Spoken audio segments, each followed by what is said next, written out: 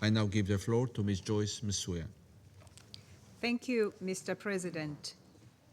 Syria continues to navigate immense opportunities and complex challenges, many of which have just been set out clearly by Under-Secretary General Di Carlo. But today, the hope that was kindled a year ago continues to radiate.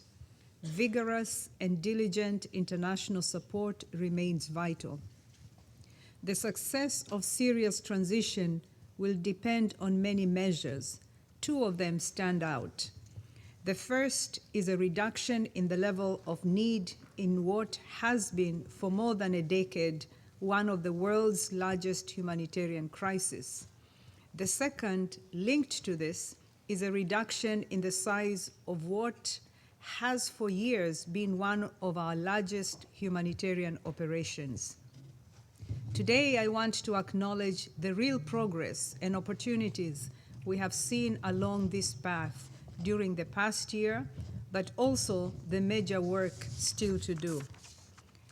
Mr. President, one of the most powerful signs of the hope and confidence that Syrians have for their future has been the steady flow of those returning to their homes after being uprooted by conflict for years. 2 million people displaced within Syria have returned, many after living for years in camps in precarious conditions. Over 1.3 million more have returned from neighboring countries.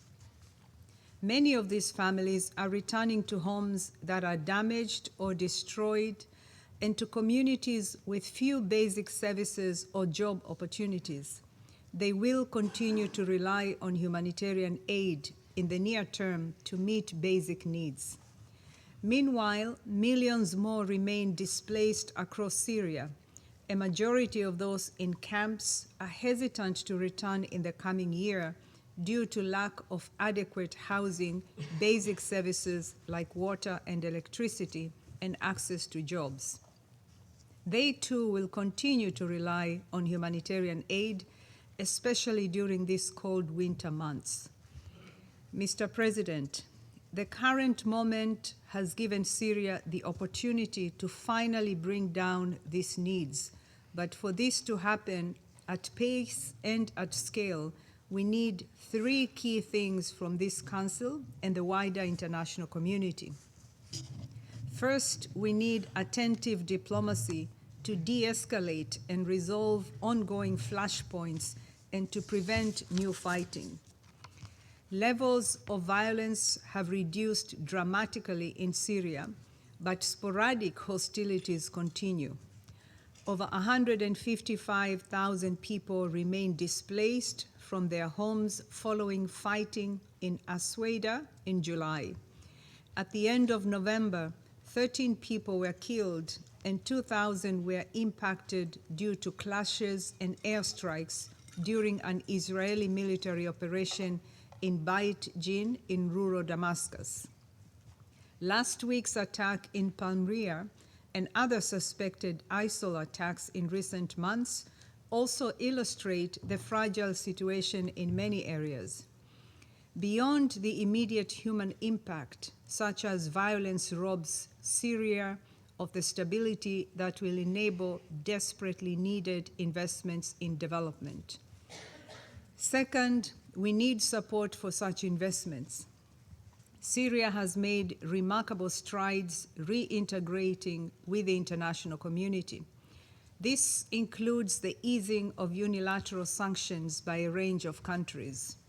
Humanitarians have long been able to operate at scale in Syria thanks to Resolution 2664 and similar exemptions under most unilateral sanctions regimes. The easing of sanctions should further facilitate procurement and transactions of our operations. More importantly, such steps are opening the door to Syria's economic reintegration with the region and the world, and to critical investment in its recovery and reconstruction. But such resources will take time and sustained political will to mobilize, and their impact will take even longer to unfold. mobilizing tangible and targeted development finance, including to ensure the most vulnerable are not left behind, and rebuilding confidence in Syria's legal, financial, and security environment will also be critical to bringing down humanitarian needs. The transition from humanitarian aid to longer-term recovery and reconstruction will require support from a wide range of partners in support of government-led efforts. For the UN's part, a new Sustainable Development Cooperation Framework is being developed to channel UN development and recovery efforts in the coming years, aligning support with Syrian national priorities. In the meantime, where we can, the UN and partners will continue to prioritize humanitarian activities that also advance recovery. Mr. President, given the scale of the needs and the time required for development efforts to take hold, we also need support to sustain and expand the flow of humanitarian assistance in the near term. During the past year, we have been able to shift to more efficient ways of working. We have moved from a uniquely complex operation to a more streamlined response. All subnational hubs now report to Damascus, and our new humanitarian coordinator arrived last week. While we continue to bring in critical assistance from Turkey, this month we will complete the shift from the previous cross-border operation to more standard use of commercial mechanisms, reflecting the normalization of procurement and supply routes in Syria. Let me extend my appreciation here to Turkey for their facilitation of the cross-border operations, more than 65,000 UN trucks since 2014, which provided a lifeline to millions of people in need.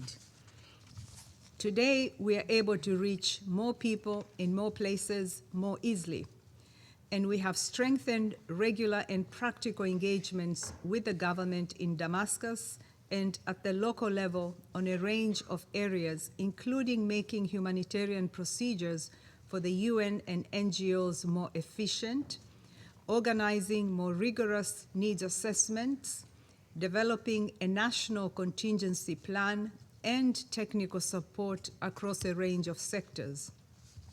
Because of these improvements and using this moment of change in Syria to focus our efforts in line with the humanitarian reset, we have been able to reach 3.4 million people per month, 25% more than last year, despite lower levels of funding.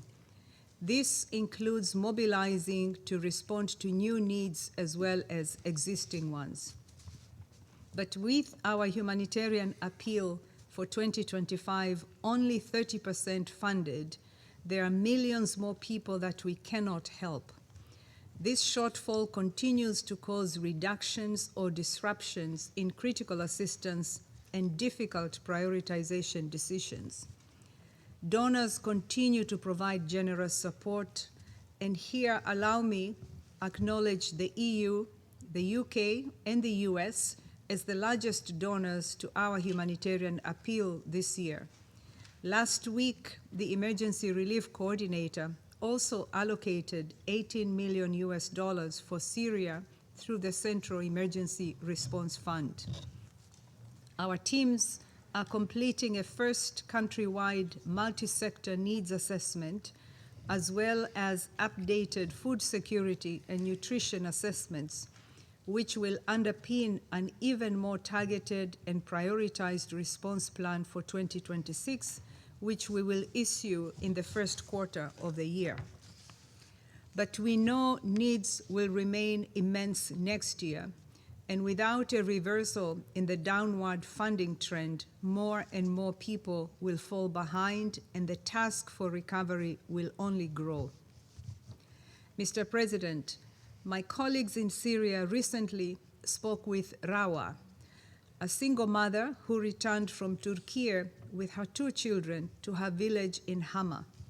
She dreams of starting a small business with which, she said, she could finally offer her children the future they deserve. Her story echoes those of countless more women across Syria who want to rebuild their lives and help their country recover. We owe it to them to give them that chance. It is rare that a crisis of Syria's magnitude is presented with such a potential turnaround.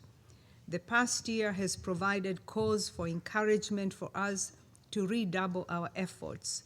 We must seize the moment. Thank you, Mr. President. I thank Ms. Msuya for her brief.